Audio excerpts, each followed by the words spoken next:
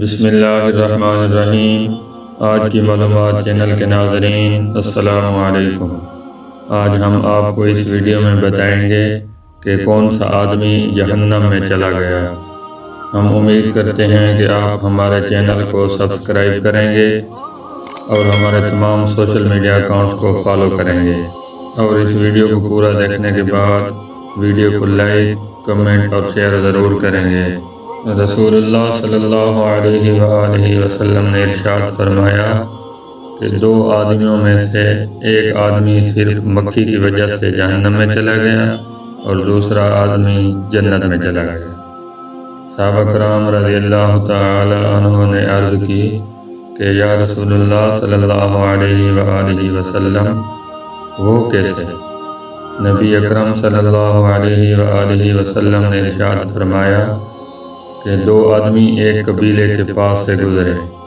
اس قبیلے کا ایک بت تھا جس پر کوئی نہ کوئی چیز چڑھائی جاتی تھی۔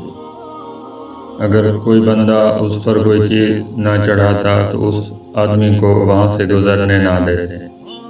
چنانچہ ان دو آدمیوں میں سے ایک شخص سے کہا گیا کہ اس بت پر کوئی چیز چڑھا دو۔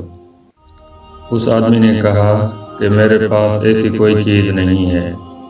قبیلے کے لوگوں نے کہا تمہیں کوئی چیز چڑھانے کے بغیر یہاں سے نہیں گزرنے دیں گے، چاہے وہ مکھی ہی کیوں نہ ہو۔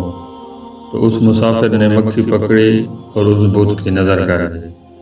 لوگوں نے اس مسافر کو جانے دیا۔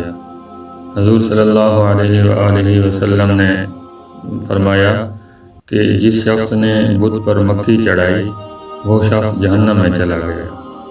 قبیلے کے لوگوں نے دوسرے آدمی سے کہا کہ تم بھی کوئی چیز بت کی نظر کرو۔